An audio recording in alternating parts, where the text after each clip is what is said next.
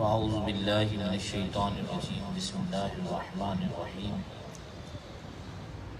ومن یبتغی غیر الاسلام دینا فلن یقبل منہ وهو فی الآخرۃ من الخاسرین۔ صدق اللہ مولانا العظیم وبلغنا رسولہ النبی الکریم۔ ان اللہ وملائکتہ یصلون علی النبی یا ایہا الذین آمنوا صلوا علیہ وسلموا تسلیما۔ اللہم صل علی سیدنا و مولانا محمد معدن الجود والکرم وآلہ وبارک وسلم۔ صلاۃ و سلام علیک یا سیدی یا رسول اللہ صلی اللہ تعالی علیہ وسلم۔ حمد و صلاۃ کے بعد جیسا کہ آپ حضرات کے علم میں ہے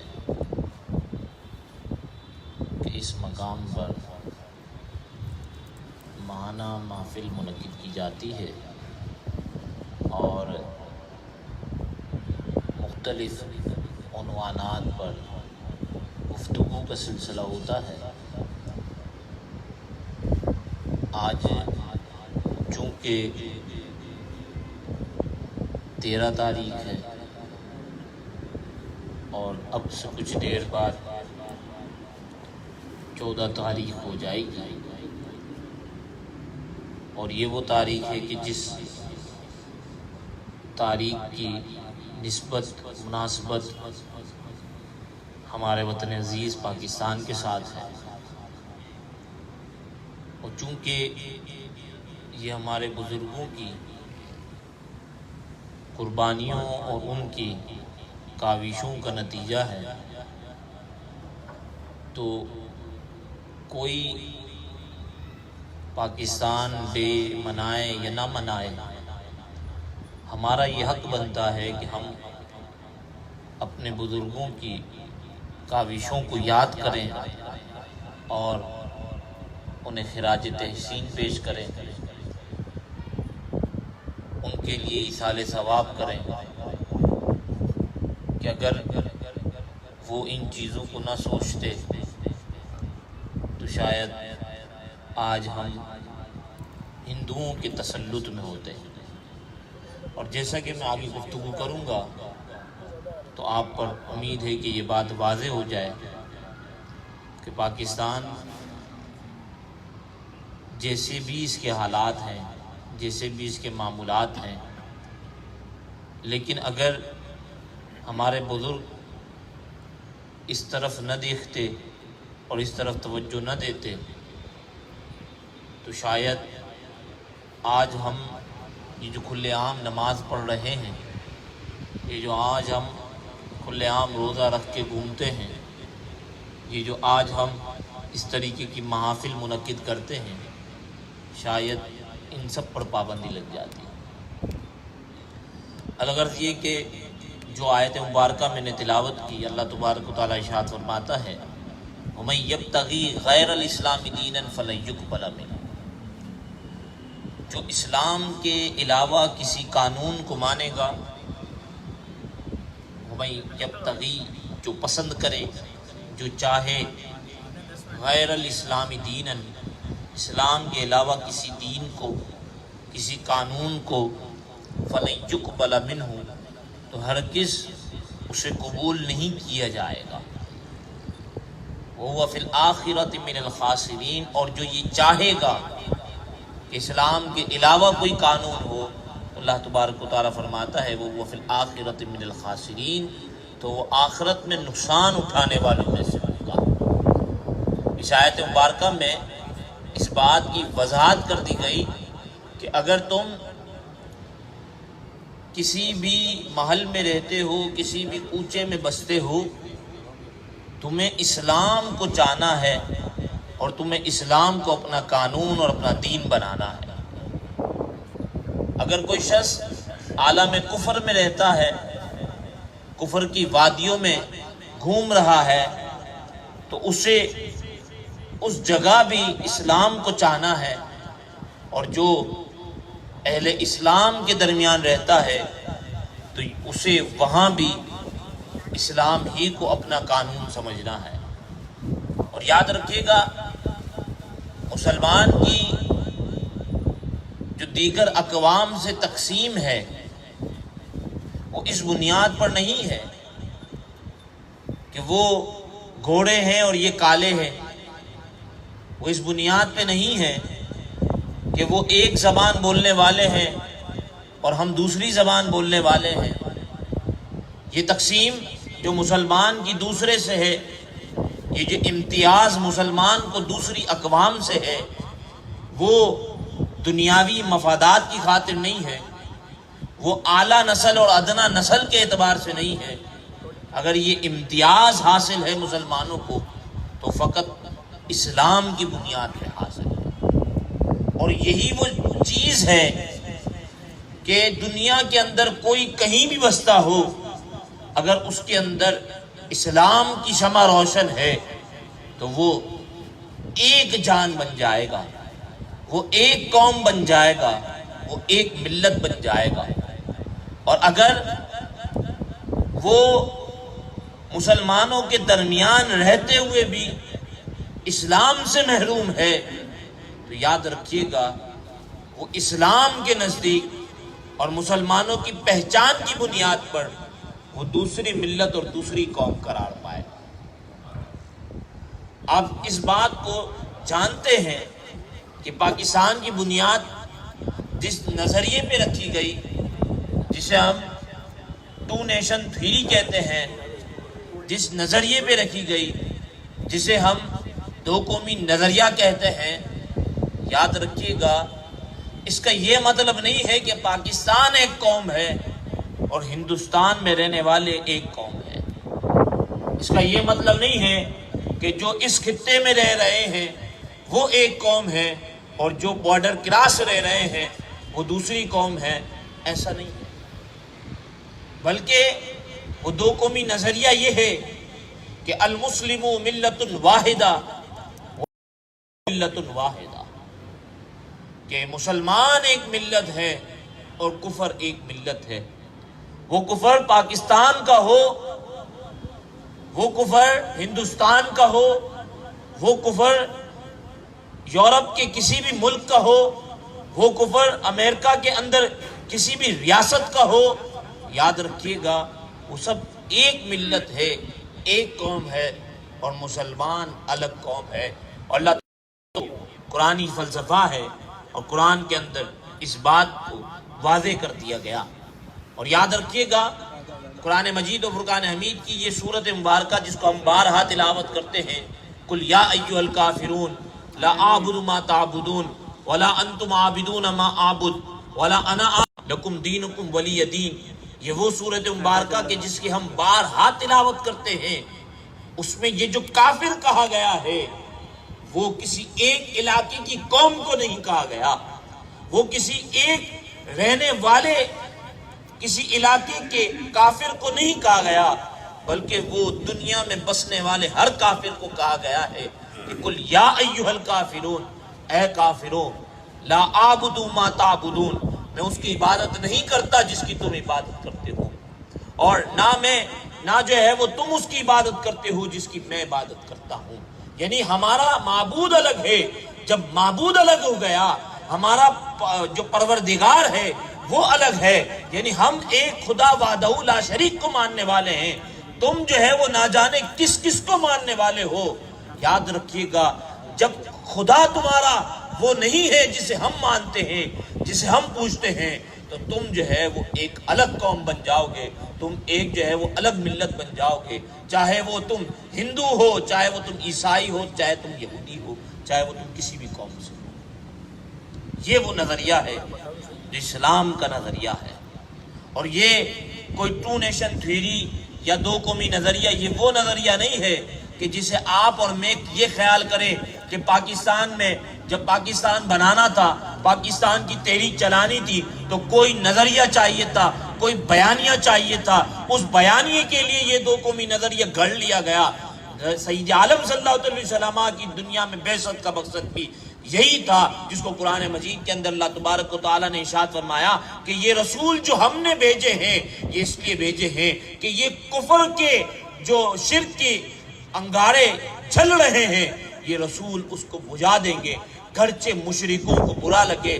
اللہ تبارک و تعالیٰ اس رسول کے لائے ہوئے دین کو غالب کر دے گا، گرچہ مشرکین کو یہ بات بری لگے۔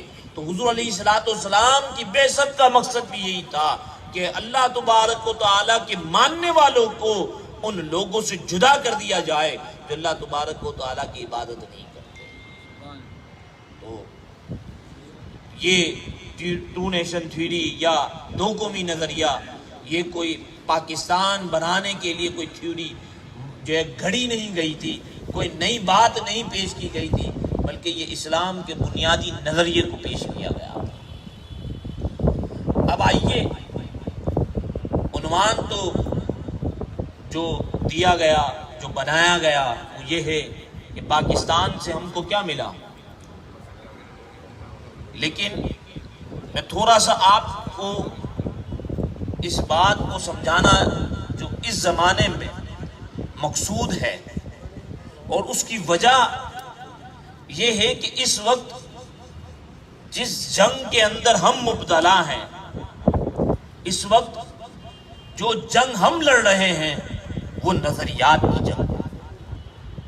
آپ دیکھ رہے ہیں کہ نہ ہم پر کوئی حملہ ہو رہا ہے، نہ ہمیں جو ہے وہ کوئی ہتھیار سے مارا جا رہا ہے، نہ جو ہے وہ کوئی بم ہم پر مارا جا رہا ہے، نہ ہم کسی پر بم مار رہے ہیں۔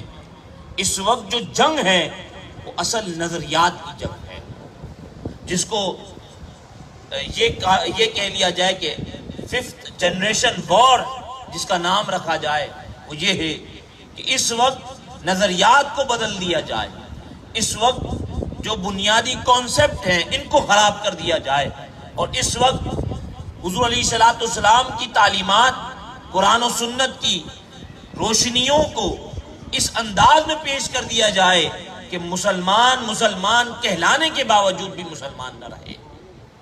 یہ وہ جنگ چل رہی ہے، اور اس جنگ کی جو اسلحہ اس کا استعمال کیا جا رہا ہے، جو اس کا میدان ہے، وہ میدان آپ کا میڈیا بنا ہوا ہے۔ سوشل میڈیا ہو، پرنٹ میڈیا ہو، الیکٹرانک میڈیا ہو، چاہے وہ کسی بھی قسم کا میڈیا ہو، یہ میڈیا اس کا میدان جنگ ہے۔ آپ ذرا غور کریں کہ کبھی جو ہے وہ یہ کہہ دیا جاتا ہے کہ پاکستان جو ہے یہ تو بس گاندھی اور جناح صاحب کی انا کا نتیجہ ہے، کہ پاکستان جو ہے وہ بنا لیا کیونکہ جناح صاحب کی انا تھی، اور گاندھی جو ہے وہ اس نے ہندوستان بنا دیا کیونکہ وہ اس کی انا تھی، یا جو ہے وہ یہ جناح صاحب کی کوئی جائیداد کا مسئلہ تھا، اس وجہ سے جو ہے یہ پاکستان معرض وجود میں آیا۔ یاد رکھیے گا، ایسے ڈھیروں خیالات جو ہے وہ پیش کیے جا رہے ہیں، اور ہماری جو نوجوان نسل ہے، جو ہمارے نوجوان ہیں، چونکہ سوشل میڈیا یا الیکٹرانک میڈیا سے ان کا بہت زیادہ تعلق ہے، تو وہ ان نظریات کو ایڈاپٹ کر لیتے ہیں، اور وہ ان نظریات کا شکار ہو جاتے ہیں، اور پھر نتیجہ یہ نکلتا ہے کہ جن لوگوں کی قربانیوں کی وجہ سے آج ہم اس ملک میں امن اور سلامتی کے ساتھ اپنے مذہب پر عمل کر رہے ہیں، ہم انہی بزرگوں کو گالیاں دینے لگ جاتے ہیں۔ انہوں نے تو غلط کیا تھا، انہوں نے تو یہ غلط کیا تھا، ان کو ایسا نہیں کرنا چاہیے تھا۔ وجہ یہ ہے کہ اس وقت جو پروپیگنڈا پھیلایا جاتا ہے، ہم جو ہے وہ جانے انجانے میں اس کا شکار ہو جاتے ہیں۔ تو یاد رکھیے گا، پاکستان ایک خالص اسلامی نظریے کے تحت بنانے میں آیا تھا، اور میں کچھ باتیں آپ کو ابھی بتلاتا چلوں کہ یاد رکھیے گا، آپ کو معلوم ہے کہ انگریز اس سب کانٹیننٹ پہ آیا تھا، بڑے صغیر پہ آیا تھا، اور اس نے مسلمانوں سے حکومت چھینی، اس نے مسلمانوں سے اقتدار کو چھینا تھا، اس نے مسلمانوں کا قتل عام کیا تھا۔ اگر ان واقعات کو پڑھا جائے جو دہلی کے اندر بربریت کا سما ہوا تھا، تو اگر اب ان حالات کو پڑھیں گے تو آپ کو یہ بات معلوم ہوگی کہ انگریز کے آنے سے صرف ایک ہی قوم تھی جس کو نقصان پہنچا تھا، اور وہ مسلمان ہے۔ اور مسلمان ہی وہ قوم تھی کہ جس نے انگریز کے آنے پر انگریز کے ساتھ جہاد کیا تھا، انگریز کے ساتھ جو ہے وہ مقابلہ کیا تھا۔ گرچہ جو ہے وہ مسلمان کمزور تھے، لیکن پھر بھی اعلاء کلمت الحق کے لیے اگر کوئی باہر نکلا تھا اور انگریزوں کے خلاف جس نے بند باندھنے کی کوشش کی تھی، وہ صرف مسلمان تھے۔ لیکن چونکہ وہ مکار تھا، اس نے جو ہے وہ اس انداز میں مسلمان کی معیشت پہ قبضہ کیا تھا کہ مسلمان جو ہے وہ جانے انجانے کے اندر اس کے تسلط کے تحت آ گئے اور اس نے مسلمانوں پر قبضہ کر لیا۔ بھلا بتلائیں کہ کون سی ایسی قوم تھی جو سب کانٹیننٹ پہ بستی ہو، جو بر صغیر پہ بستی ہو مسلمانوں کے علاوہ، اور اس قوم پر انگریزوں کے آنے کی وجہ سے نقصان ہوا، اور جس نے بھگتا ہے وہ فقط مسلمان تھا۔ اور پھر 1857 کی جنگ آزادی لڑی گئی، لیکن نتیجہ یہ نکلا کہ بڑے بڑے علماء، مشائخ اور عوام کو اس انداز میں قتل کیا گیا جیسے یوں سمجھ لیں کہ دہلی کا روڈ ہے اور روڈ پہ جو ہے وہ لاشیں درہ در بچھی ہوئی ہیں۔ اور آپ اس کو یوں تصور میں ذرا لائیں کہ اس وقت جو ہے وہ کیا عالم ہوگا دہلی کا، کہ جب جو ہے وہ دہلی کی مسجد بھی خون سے جو ہے وہ تر ہے، اور جو ہے دہلی کے بازار اور گلی کوچے بھی مسلمانوں کے خون سے تر ہو چکے ہیں۔ تو انگریز نے قبضہ کیا، لیکن چونکہ انگریز آیا اس لیے تھا کہ برِ صغیر یہ سونے کی چڑیا ہے، وہ وسائل اور وہ معدنیات اسے یورپ کی زمین پر میسر نہیں ہے جس کے حصول کے لیے وہ یہاں آیا تھا، اور وہ ساری چیزیں جو ہے وہ اس نے کوشش کر کے اپنے یورپ کے اندر جو ہے وہ منتقل کرنے کی کوشش کی، اور اس کی ایک طویل داستان ہے۔ یہ آپ یہ نہ سمجھے کہ یہ جو ٹرین کی پٹریاں انگریزوں نے بچھائی تھی یہ اس لیے بچھائی گئی تھی کہ یہاں کے رہنے والوں کو فائدہ ہوگا، بلکہ یہ اس لیے بچھائی گئی تھی تاکہ یہاں کی معدنیات، یہاں کے ذخائر، یہاں کے اناج کو اپنے یورپ کی طرف وہ منتقل کرنے میں آسانی پیدا کر لے۔ یہ نہ سمجھیے گا کہ یہاں کے عوام کو اس نے کچھ دیا تھا۔ 100-150 سال اس نے حکومت کی، لیکن 100-150 سال کے اندر وہ پورے بر صغیر کو تباہ اور برباد کر کے چلا گیا۔ آج ہمارے لیے یہ کہنا بڑا آسان ہے کہ دیکھیں یورپ کتنا ترقی کر رہا ہے، وہاں تو جو ہے وہ رہنے والی قوم جو ہے وہ بہت اچھی ہے، یہ کہنا ہمارے لیے بہت آسان ہے۔ لیکن اگر ہم تاریخ کا مطالعہ کریں تو آپ کو اندازہ ہوگا کہ اس نے 150 سال کے اندر ہمیں وہ نقصان پہنچایا ہے کہ آئندہ 150 سال بھی ہمیں مل جائیں تو ہم کھڑے نہیں ہو سکتے۔ یہ غور کرنے والی بات ہے، یہ سمجھنے والی بات ہے۔ اور پھر آپ کہیں گے کہ دیکھیں انڈیا تو پھر ترقی کر رہا ہے۔ یاد رکھیے گا انڈیا میں غربت ہم سے زیادہ ہے، آبادی بھی ہم سے زیادہ ہے، اور دوسری بات یہ ہے کہ وہ انہی کی طرح کافر ہے۔ اس کو سپورٹ کرنا اس لیے ہے تاکہ پاکستان کو جو مسلمانوں کا اسلامی نظریے کی بنیاد پر مارد وجود میں آنے والا وطن ہے، اس کو کسی نہ کسی انداز میں نقصان پہنچایا جائے۔ تو یہ جو ہے وہ ہمارے نوجوان جب یورپ کی ہوا لگتی ہے ان کو، جب وہ لندن میں جا کے رہنے لگ جاتے ہیں، یا اٹلی، یا جو ہے وہ آپ آئرلینڈ کے اندر جانے لگ جاتے ہیں، اور دیگر جو ہے وہ یورپ کے ممالک میں یا امریکہ کے ممالک میں ریاستوں میں رہنے لگ جاتے ہیں، تو پھر کہتے ہیں پاکستان میں تو یہ خرابی ہے، پاکستان میں تو یہ خرابی ہے۔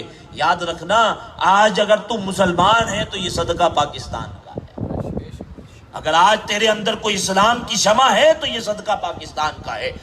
غور کر، اگر تو اس سرزمین پہ پیدا ہوتا، یورپ کی جو ہے وہ آب و ہوا تجھے ابتدا سے لگی ہوتی، تو پھر تجھے پتا چلتا کہ اسلام جو ہے وہ حاصل کرنا کتنی بڑی جو ہے وہ مشکل کا کام ہے، کہ اسلام آج تجھے جو ہے وہ بچپن کے ماں کے دودھ کے اندر تجھے مل گیا ہے۔ یہ کہنا بڑا آسان ہے، جو ہم جو ہے وہ یہ سوچنے لگ جاتے ہیں کہ یہ 70 سال ہو گئے، پاکستان نے ہمیں کیا دیا۔ یہ تو سوچو کہ اس سرزمین کے ساتھ کر کے انگریز کیا گیا تھا، اور وہ قوم آج ہمیں مہذب لگنے لگ گئی ہے۔ وہ قوم جو ہمیں لوٹ کے گئی، جو ہمارے وسائل پر آج تک قابض بیٹھی ہے.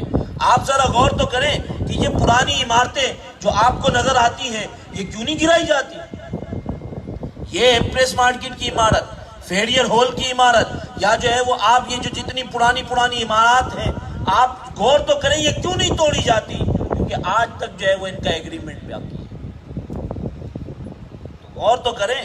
کہنا بڑا آسان ہے، یہ کہہ لینا کہ یہ پاکستان کے اندر تو برا حال ہے اور پاکستان کے اندر تو یہ ہے، لیکن وہی مہذب قوم کہ جس کو آج بہت اچھا آپ کہہ رہے ہیں، اس مہذب قوم نے ہمارے ساتھ کیا تھا. بہرحال میں عرض یہ کر رہا تھا کہ پاکستان ایک خالص اسلامی نظریے کے تحت معرض وجود میں آیا، اور جب اس سونے کی چڑیا سے اس نے سب کچھ چوس لیا تو اب وہ تھک گیا کہ اس سرزمین کا وہ کیا کرے. اس نے چاہا کہ اس کو جو ہے وہ ان کے حوالے کر کے دوبارہ یورپ کی طرف رخصت ہو جایا جائے. جب دوسری جنگ عظیم لڑی گئی اور یورپ کو بھی اس کے اندر نقصان ہوا، گرچہ جرمنی کو نقصان ہوا، جاپان کو نقصان ہوا، یورپ کو بھی نقصان ہوا، اس دوسری جنگ عظیم کے بعد اس نے یہ سوچا کہ اس ملک کو انہی کے لوگوں کے حوالے کر کے ہم چلے جائیں، لیکن اپنے مورے چھوڑ کر جائیں، جس کو پروکسی وار کہا جاتا ہے، کہ اپنے جو ہے وہ ایسے لوگوں کو بٹھا کے جایا جائے کہ جو بات ہماری مانے، جو ہے وہ بظاہر تو ان کے جیسے لگتے ہوں، بظاہر تو ان کے ہم نام ہوں، بظاہر تو جو ہے وہ ان لوگوں سے ہوں، لیکن وہ کام ہمارا کرے. تو اس نتیجے پہ آ کے کہ جب اس نے پورے سب کانٹیننٹ کا خون چوس لیا تو اس کے چوسنے کے بعد اب کہا کہ یہ گٹلی جو ہے وہ اب ان کے حوالے کر دی جائے. اور اب جب اس نے یہ شوشہ چھوڑا تو اس وقت ہوتا کیا؟ ہوتا یہ کہ وہ جس طریقے سے حکومت کو منتقل کرتا وہ جمہوری طریقہ ہوتا. یہ وہ پوائنٹ ہے کہ جس کو سمجھنے کی ضرورت ہے. ایک سوال اٹھتا ہے، وہ سوال میں قائم کر لوں تو یہ جواب آپ کو سمجھ آ جائے گا.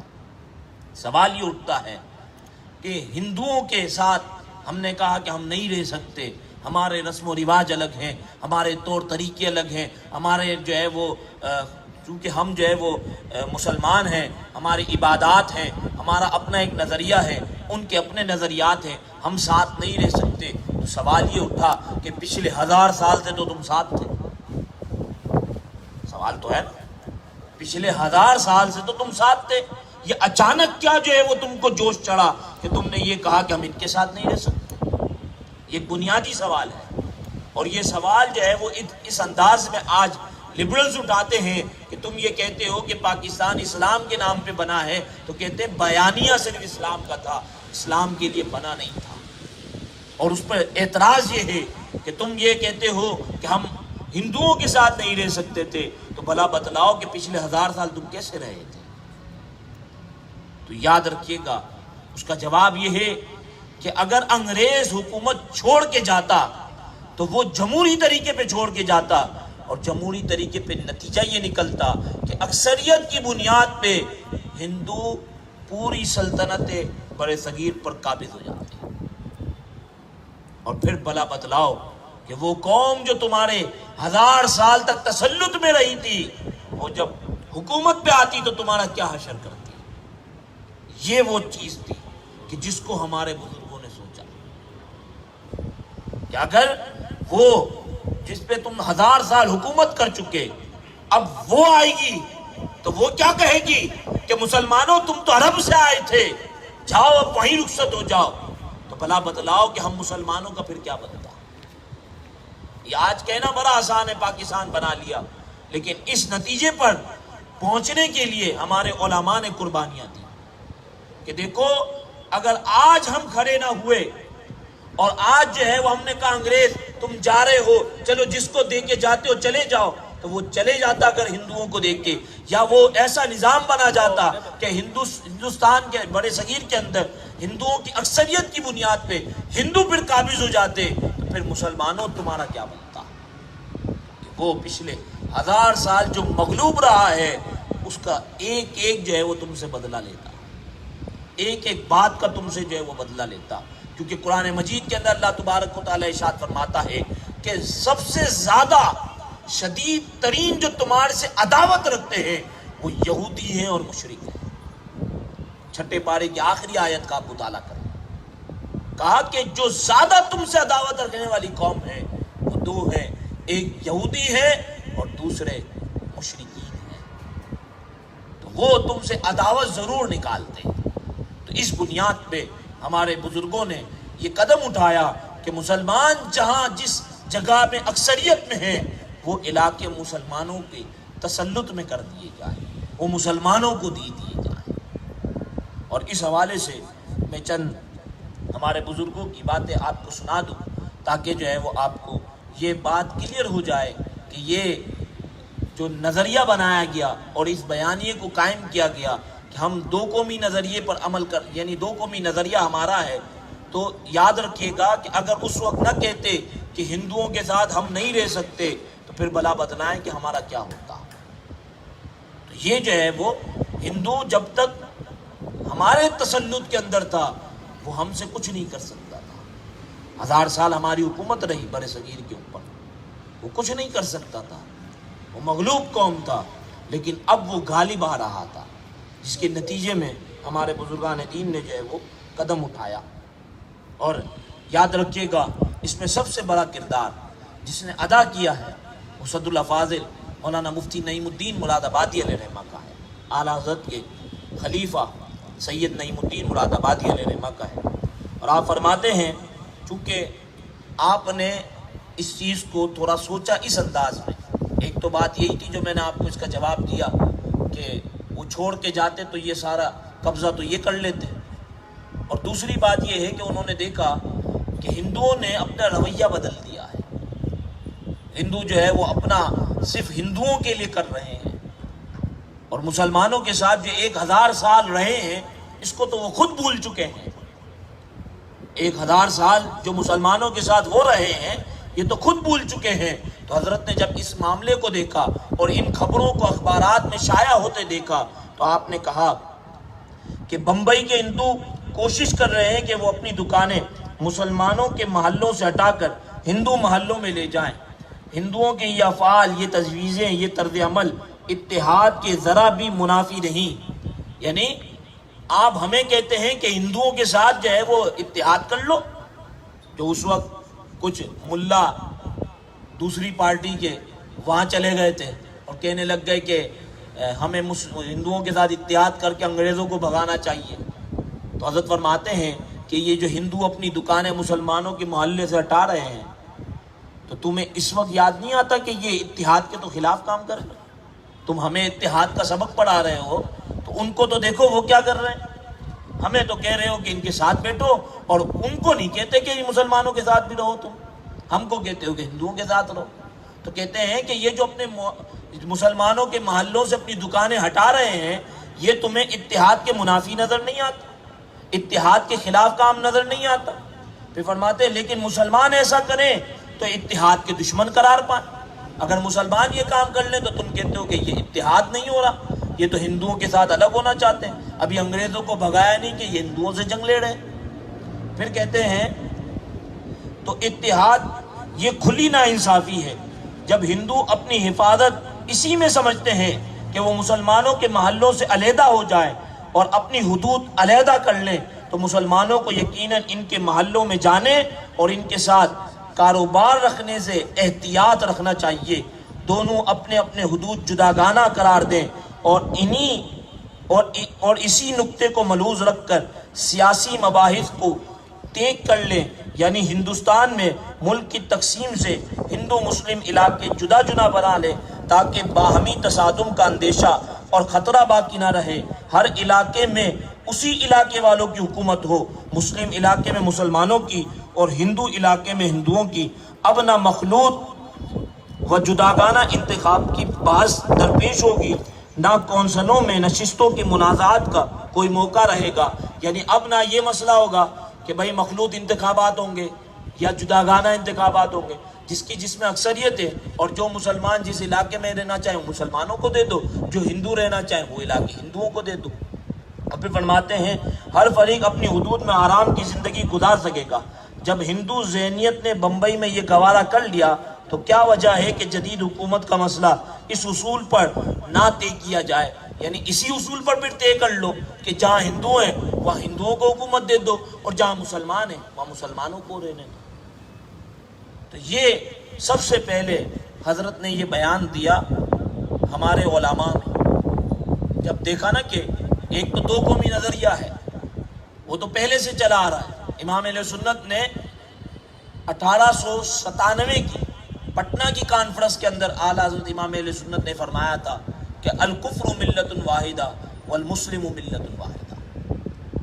لیکن چونکہ اب مسئلہ یہ تھا کہ اکثریت میں ہندوستان کے اندر بڑے صغیر کے اندر ہندو تھے، اور اس کے بعد جو قوم اکثریت میں تھی وہ مسلمان تھے، ان دو کے علاوہ باقی تو جو اقوام تھی وہ تو ویسے ہی پہلے سے ہی اقلیت کے اندر شمار کی جاتی تھی۔ تو یہ دو قومیں تھی جو زیادہ تھی، لیکن اس میں بھی زیادتی ہندوؤں کی تھی۔ تو پھر کہا گیا کہ اس طریقے پہ تقسیم کر دیا جائے، اور ہندو خود یہ چاہتے ہیں، جب ہندو خود ہی اسی طریقے سے چاہتے ہیں کہ وہ اپنی دکانیں جب الگ کر رہے ہیں، اپنے محلے الگ قائم کر رہے ہیں، جب وہ خود اس طریقے سے چاہتے ہیں تو پھر جو ہے وہ ہمیں بھی حق دیا جائے کہ ہم جو ہے وہ اپنی جگہوں کو الگ کر لیں، اپنے علاقوں کو الگ کر لیں، اور وہاں ہماری حکومت ہو اور جہاں ہندو رہتے ہیں وہاں ان کی حکومت ہو۔ یہ وہ بات ہے جو صد الافاضل سید نعیم الدین مراد آبادی علیہ الرحمہ نے اپنے ایک اخبار کے اندر جس کا نام تھا سواد اعظم، اس کے اندر اس بات کو شائع کیا۔ اور پھر ایک تنظیم قائم کی گئی جس کا نام تھا الجمیعۃ العالیہ المرکزیہ، آل انڈیا سنی کانفرنس اس کا نام تھا، اور اس تنظیم کے تحت برے صغیر کے جتنے بھی سنی علماء تھے، علماء حقہ تھے، وہ سب ایک پلیٹ فارم پر آ گئے۔ اور پھر حضور محدث اعظم ہند رحمۃ اللہ تعالی علیہ، آج کل آپ دیکھتے ہوں گے ہاشمی میاں کا نام آپ نے سنا ہوگا، کافی تقاریر بھی امید ہے آپ نے سنی ہوں گی۔ ان کے والد ماجد سید محمد کچھوچوی رحمۃ اللہ تعالی علیہ، محدث اعظم ہند، آپ نے جو ہے وہ ایک کانفرنس کے اندر یہ بات سمجھائی کہ مسلمان کس حکومت کی بات کر رہے ہیں، مسلمان کس حکومت کا چاہتے ہیں۔ فرماتے ہیں کہ آل انڈیا سنی کانفرنس کا پاکستان ایک ایسی خود مختار آزاد حکومت ہی ہے جس میں شریعت اسلامیہ کے مطابق فقہی اصول پر کسی قوم کی نہیں بلکہ اسلام کی حکومت ہو، جس کو مختصر طور پر یوں کہیے کہ خلافت راشدہ کا نمونہ ہو۔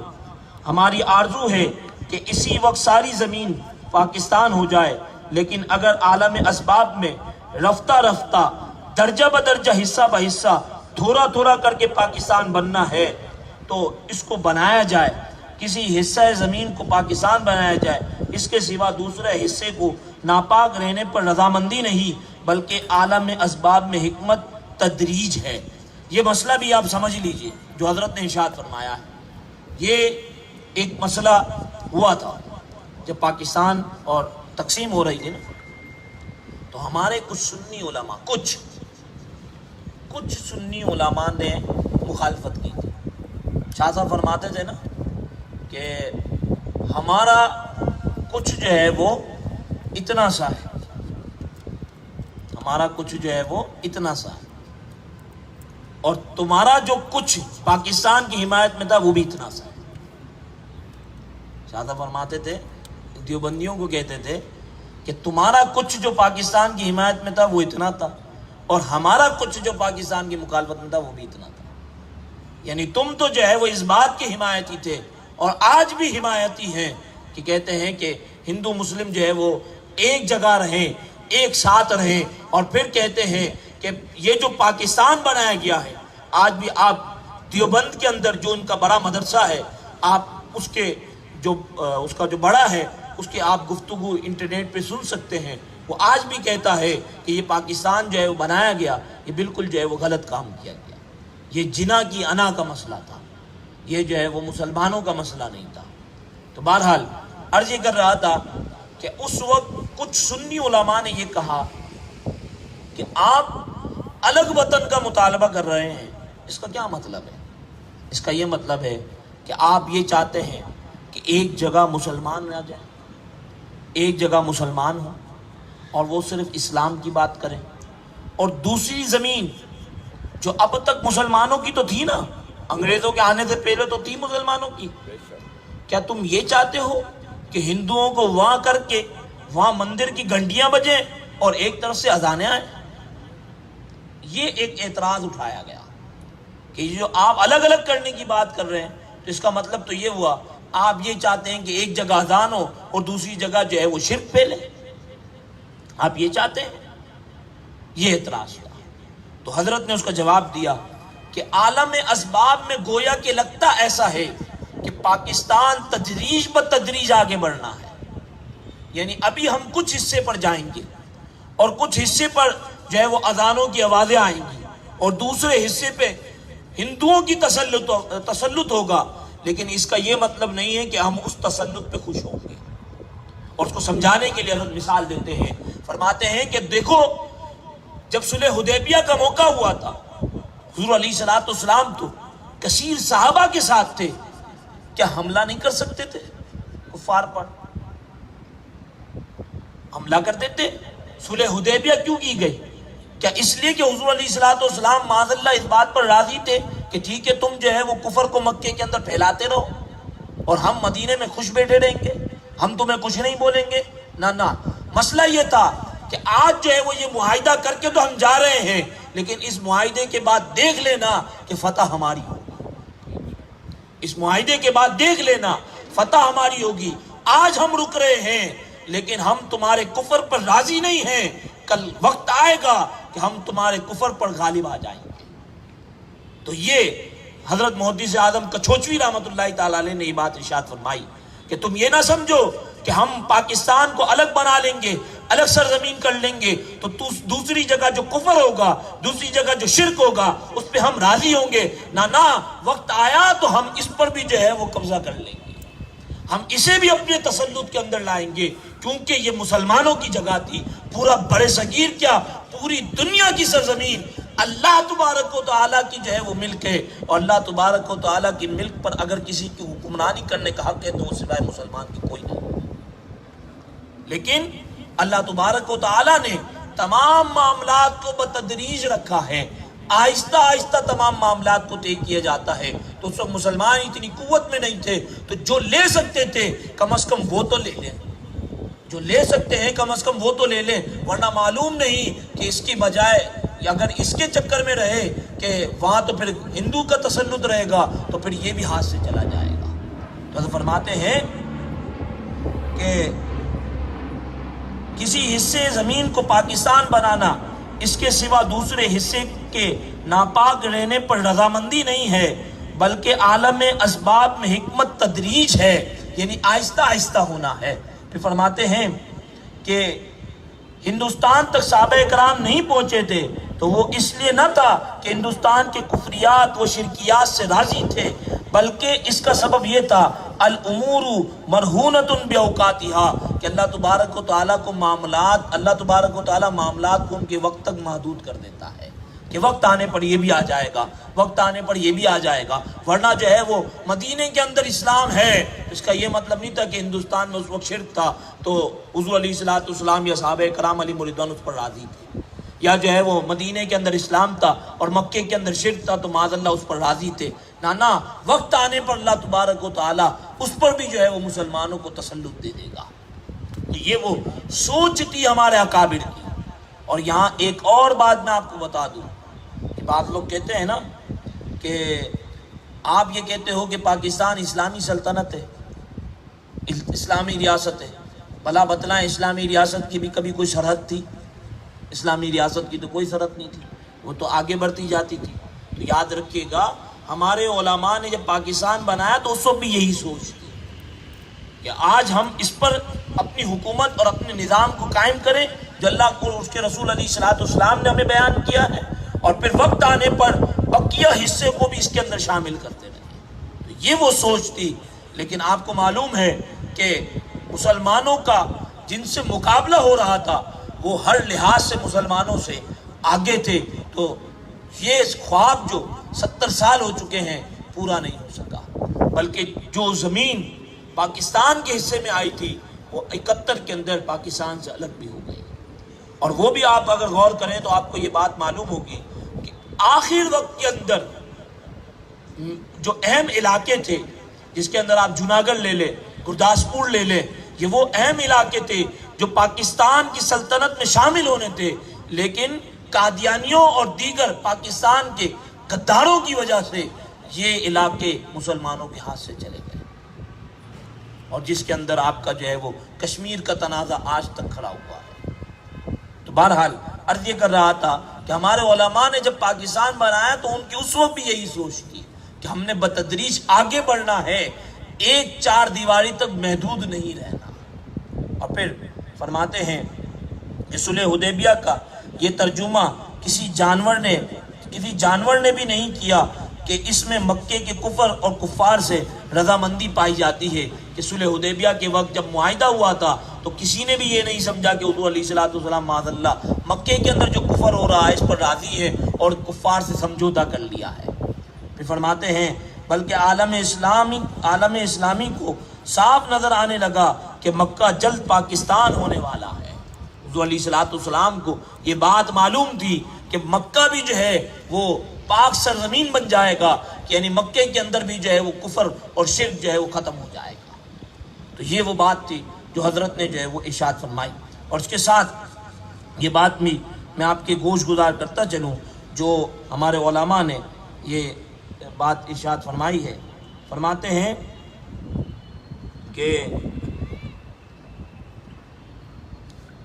کہ وہاں اس وقت جب پاکستان بن رہا تھا تو یہ سوال کیا جانے لگا کہ مسلم لیگ والے کہتے ہیں پاکستان بلا بتلاؤ تو پاکستان کیا ہوگا۔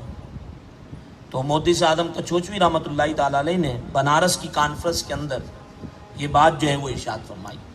فرماتے ہیں کہ لیگ کے یعنی مسلم لیگ کے پاکستان کے متعلق دوسری قومیں چیختی ہیں کہ اب تک اس نے پاکستان کے معنی نہ بتائے، پاکستان کا کیا معنی ہے یہ تو بتاؤ، اور جو بتائے وہ الٹے پلٹے ایک دوسرے سے لڑتے بتائے، یعنی ایسے معنی بتائیں کہ کوئی کیا معنی کر رہا ہے، کوئی کیا معنی کر رہا ہے، کوئی کیا معنی کر رہا ہے۔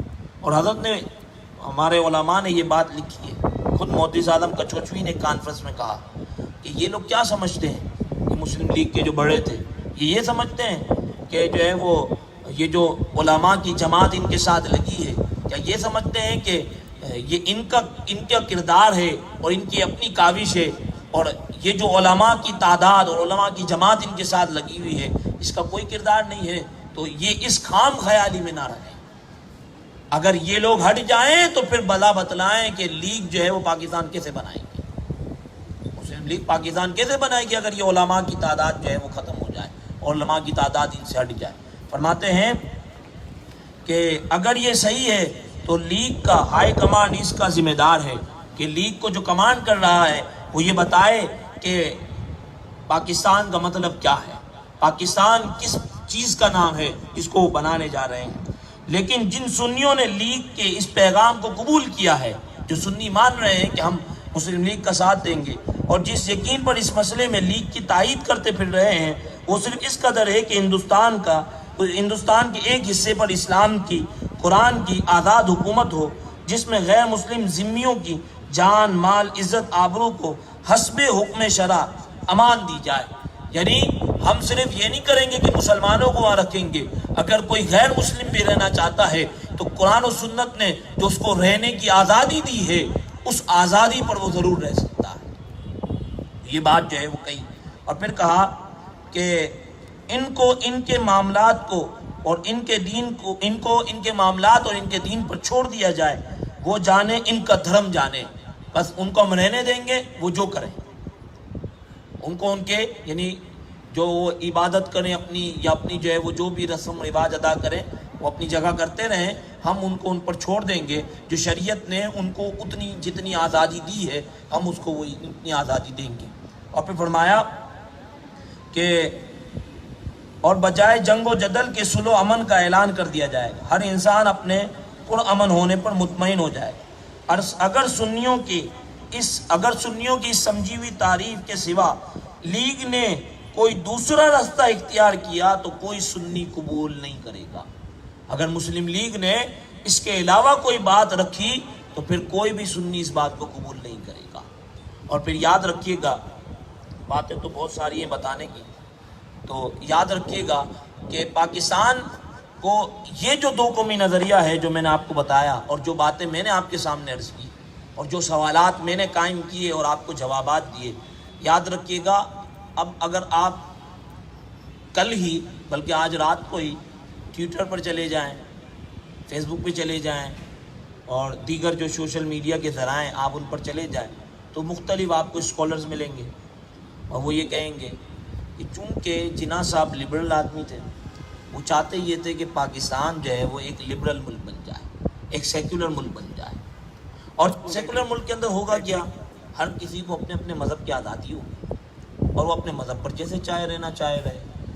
یہ بات جو ہے وہ آپ کو ملے گی. اور میڈیا باقاعدہ جو 11 سپتمبر کی تقریر ہے وہ تقریر نشر کرے گا، اور اس تقریر کے اندر یہ ہوگا کہ جناح صاحب کی یہ وائس چلائی جائے گی، جناح صاحب کی تقریر نشر کی جائے گی کہ آپ نے فرمایا تھا کہ ہندوؤں کو ان کے مندر میں مندر میں جانے کی اجازت ہے، عیسائیوں کو ان کے جو ہے وہ گرجا گھر کے اندر جانے کی اجازت ہے، اور دیگر مذاہب والوں کو ان کو اپنی عبادت خانوں میں جانے کی اجازت ہے، وہ اپنے مذہب میں آزاد ہوں گے، اور جو ہے وہ کسی سے کوئی جو ہے وہ یعنی کسی کا کوئی بھی معاملہ نہیں ہوگا. تو کہتے ہیں یہی تو سیکولر ریاست کا بیانیہ ہے جو جناح صاحب نے دیا تھا، کہ اس کا یہ مطلب ہے کہ پاکستان کے اندر رہنے والے جتنے بھی یہ ہندو ہیں وہ اپنے مندر میں جانے میں آزاد ہوں گے، اپنی عبادت کو جیسے کرنا چاہیں کریں.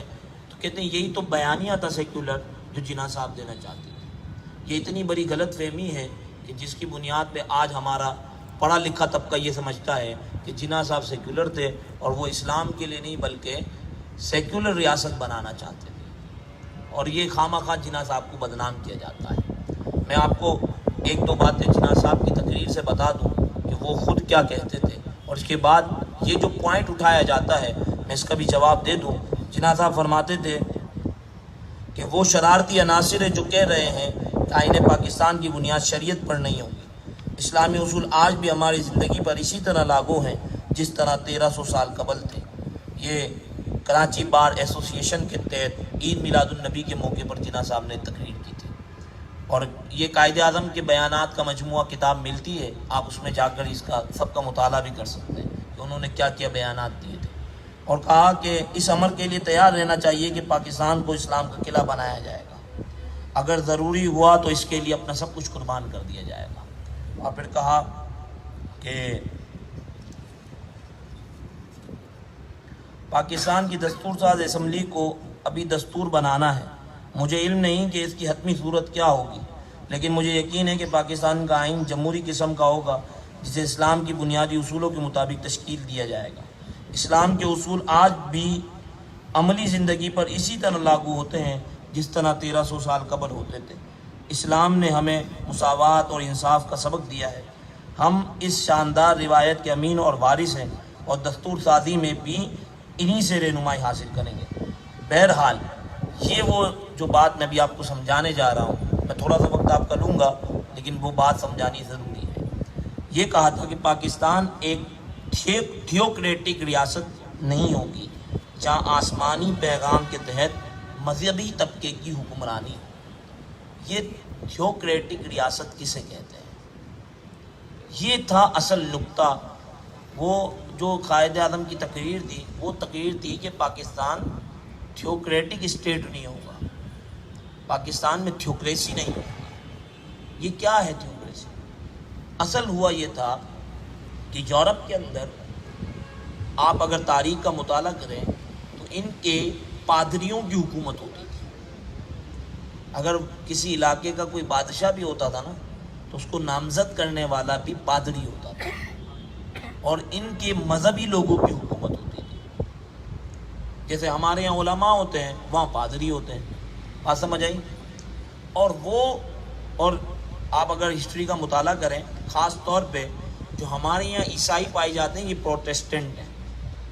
آپ ان کی تاریخ پڑھیں. یہ پروٹسٹنٹ فرقہ جو ہے، یہ جو عیسائیوں کا فرقہ ہے پروٹسٹنٹ، جو ہمارے یہاں پایا جاتا ہے، یورپ کے اندر بھی یہی ہے. یہ لوگ یورپ مطلب برطانیہ کے اندر یہی ہے، ورنہ یورپ میں تو اٹلی کے اندر کیتھولک چرچ بھی ہے. تو یہ لوگ جو ہیں، جو پروٹسٹنٹ ہیں، ان کی بنیاد جو ہے وہ 1600 کے بعد کی. اس سے پہلے یہ کوئی فرقہ عیسائیوں میں نہیں تھا. اور اس کی بنیاد کیوں پڑی؟ اس لیے کہ اس سے پہلے کہ آپ تاریخ پڑھیں تو عیسائیوں کے اندر ہر عام بندے کو قرآن و سنت، یعنی ان کی جو کتاب ہے، انجیل ہے، بائبل ہے، یا چونکہ وہ کتب سابقہ پر وہ بھی اپنا کہتے ہیں کہ ہم ایمان رکھتے ہیں، جس کو بائبل کے اندر عہد نامہ قدیم کہا جاتا ہے، جس میں توریت بھی ہے، زبور بھی ہے اور دیگر صحائف ہیں. تو اس پر ہر کسی بندے کو پڑھنے کی اجازت نہیں تھی. اس زمانے میں قرآن ہر کوئی پڑھ سکتا ہے، قرآن کی تعلیمات ہر کوئی لے سکتا ہے، لیکن وہاں ایسا نہیں تھا. چند مخصوص اشخاص کو یہ تعلیم دی جاتی تھی، اور چند مخصوص اشخاص کو ہی بائبل پڑھنے کی اجازت ہوتی تھی. ہر کوئی شخص بائبل نہیں پڑھ سکتا تھا. اور پھر اس میں یہ کیوں کرتے تھے پادری؟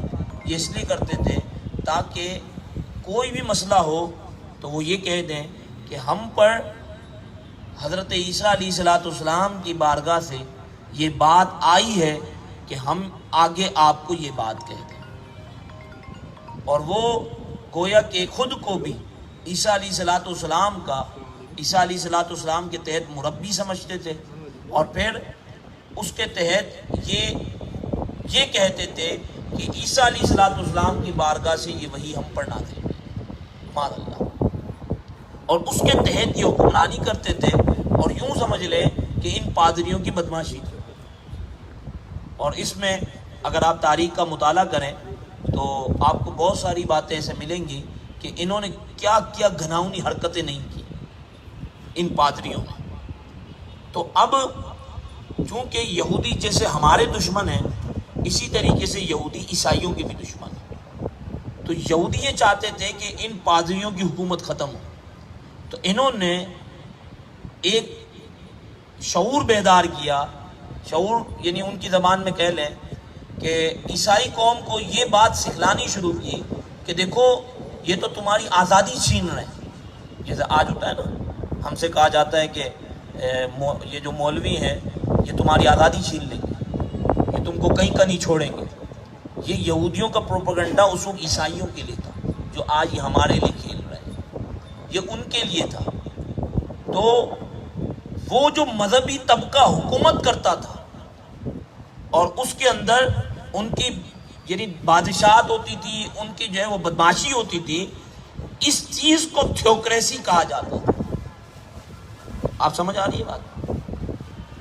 اس چیز کو یعنی ہر عام بندے کو حکمران سے پوچھنے کی کوئی اجازت نہیں ہے.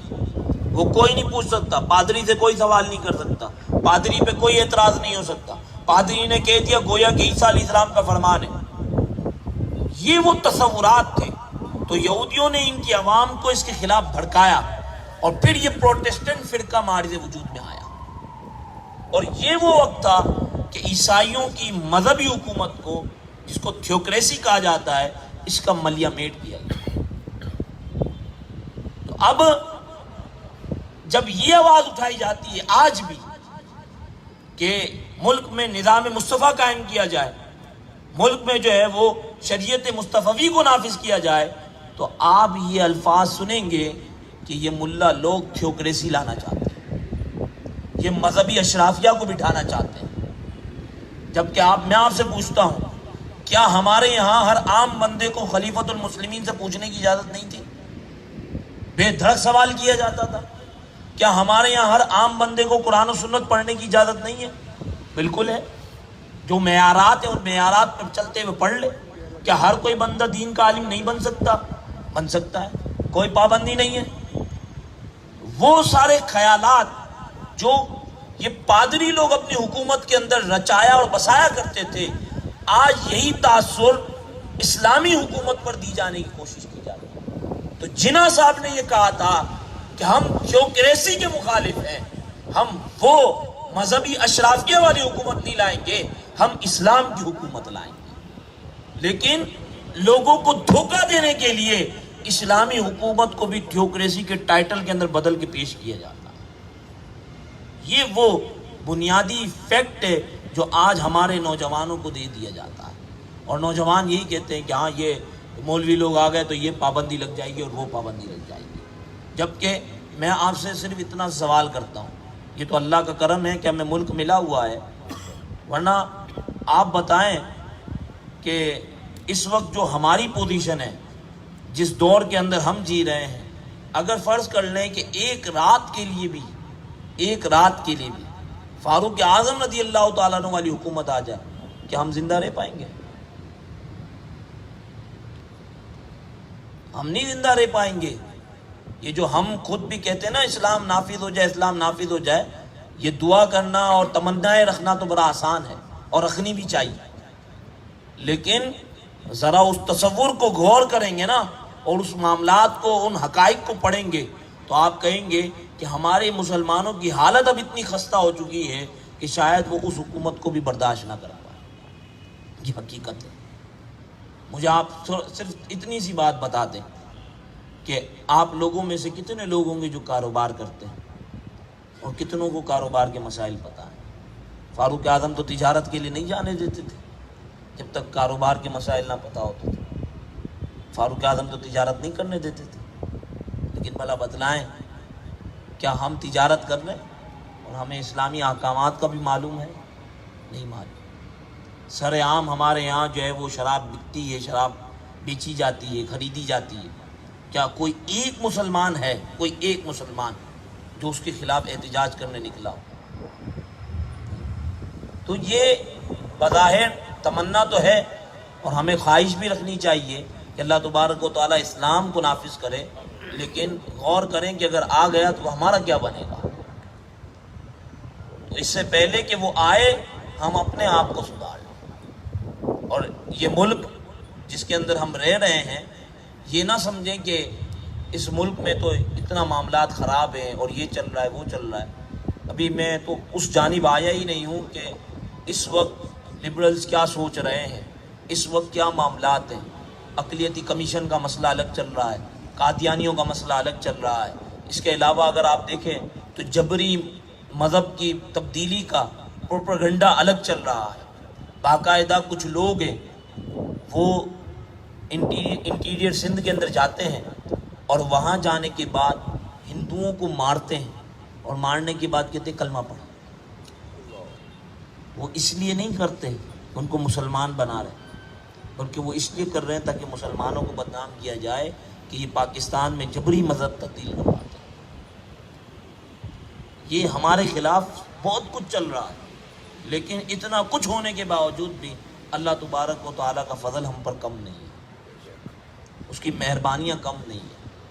ورنہ سوچیں ذرا، میں آج ہی پڑھ رہا تھا پاکستان جب بننے چلا تھا تو لاہور میں ہجرت کر کے ایک ٹرین آ رہی تھی اور لاہور کے لوگ جو ہے وہ نکل آئے اور طبق لے آئے، بڑے بڑے کھانا لے آئے، یہ مہاجرین آ رہے ہیں اور ہم جو ہے وہ ان کو کھانا دیں گے، پیش کریں گے۔ لیکن وہ ٹرین جیسے ہی آ کر رکی تو اندر سے ایک شخص بھی نکلنے والا نہیں تھا، کیونکہ سب کو ہندوؤں نے مار دیا تھا۔ اور اس کے اندر ایک ڈبہ ایسا تھا کہ جس کے اندر زندہ بچوں کی لاشیں تھیں، یعنی زندہ بچے تھے اور ان کو جو ہے وہ چیڑا جا چکا تھا، وہ قربانیاں دے کے آئے تھے۔ ایسے ہی یہ ملک ہمیں نہیں ملا۔ زندہ بچوں کی، وہ زندہ بچے چیخ رہے تھے، چلا رہے تھے سینکڑوں کی تعداد میں، اور ان کو جو ہے وہ بڑے بڑے جو ہے وہ آڑوں سے چیڑا جا چکا تھا بچوں کو۔ اور میں پڑھ رہا تھا کہ ایک باپ کو سکھوں یا ہندوؤں نے مار دیا تو بچے نے جب گھر سے دیکھا تو بابا بابا کہہ کے اس کے اپنے باپ کی طرف گیا تو وہ ہندوؤں کے ہاتھوں لگ گیا اور ہندوؤں نے اس بچے کو ایسے اچھالا اور نیزے کو رکھا تاکہ وہ بچہ آ کے نیزے کے اوپر گر جائے۔ یاد رکھیے گا قرآن نے کہا ہے کہ یہ مشرکین تمہارے بدترین دشمن ہیں، یہ یہودی تمہارے بدترین دشمن ہیں۔ یہ قرآن کا فیصلہ ہے۔ یہ کہنا بڑا آسان ہے کہ اس ملک میں کیا ہے، یہ نہیں ہے، وہ نہیں ہے، کہنا بڑا آسان ہے، لیکن اگر آپ اس طرف ان حالات اور واقعات کو پڑھیں گے تو آپ یہی کہیں گے کہ اللہ کا فضل ہے کہ اگر وہ قربانیاں نہ دیتے تو آج جو ہے وہ ہم سکون میں نہ ہوتے۔ ایک شخص تھا، وہ ٹرین میں آ رہا تھا پاکستان، تو اس نے دیکھا ایک جگہ اس کی ٹرین رکی، تو دیکھا کہ ایک عورت ہے جو بڑی جو ہے وہ بے دردی کے ساتھ پڑی ہوئی ہے، تو وہ اس کی طرف لپکا اور اس کو صحیح کرنے لگا۔ تو اس سے پوچھا کہ کیا ہوا؟ کہا کہ ہم 5-6 بھائی تھے، سب کو مار دیا، اور میرے ساتھ جنسی درندگی کرنے آئے تھے، تو میں نے اپنے آپ کو بچانے کی کوشش کی تو انہوں نے میرا یہ حال کر دیا۔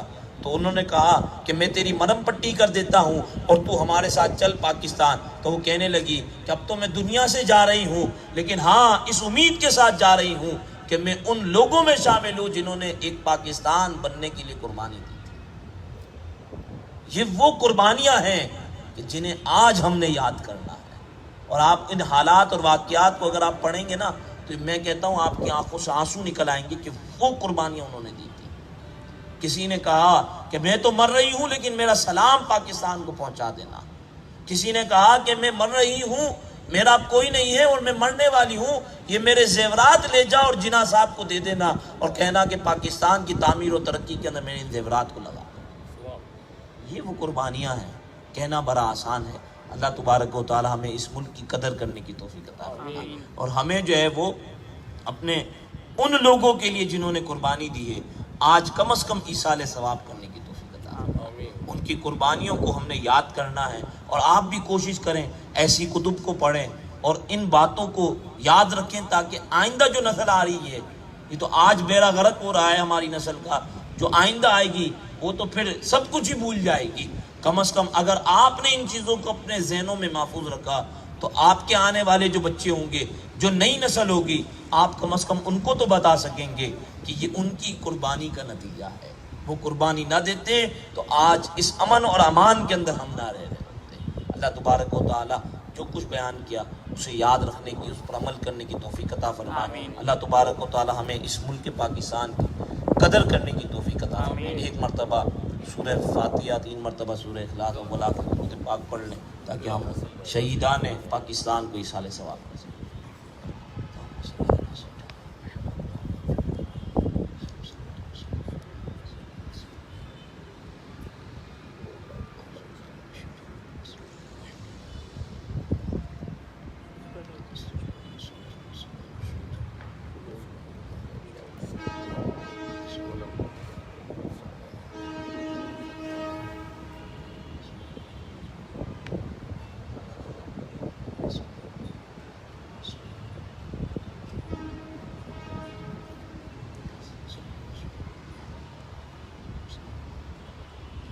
اللهم ربنا تقبل منا انك انت السميع العليم وتب علينا يا مولانا انك انت التواب الرحيم۔ الہ العالمین جو کچھ پڑھا سے اپنی بارگاہ سمدیت میں قبول و منظور فرما۔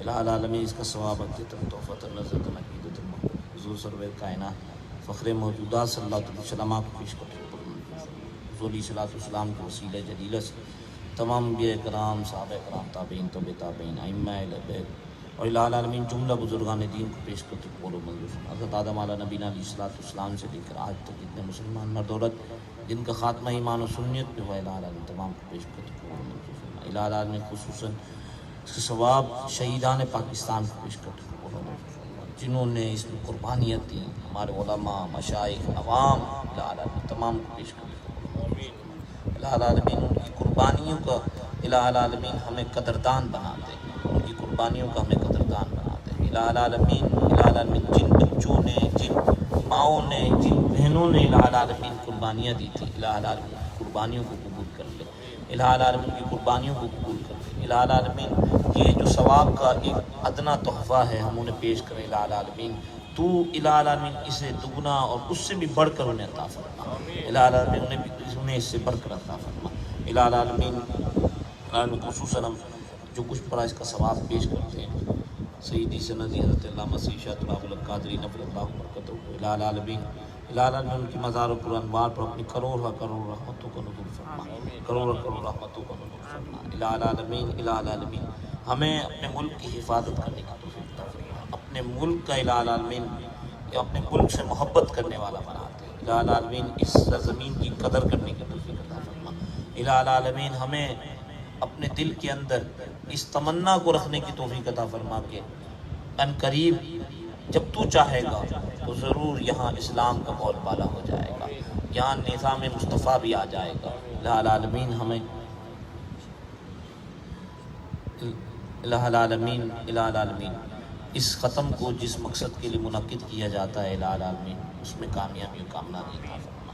الہ العالمین جو منعقد کرتے ہیں الہ العالمین ان کو بھی خوب خوب برکت دیتا فرما۔ الہ العالمین فہیم صاحب جن کی شفا کے لیے کہا گیا الہ العالمین ان کو شفا یابی عطا فرما، اور جو یہاں رہتے ہیں الہ العالمین تمام کو صحت تندرستی عافیت عطا فرما، چین سکون اطمینان قرار عطا فرما۔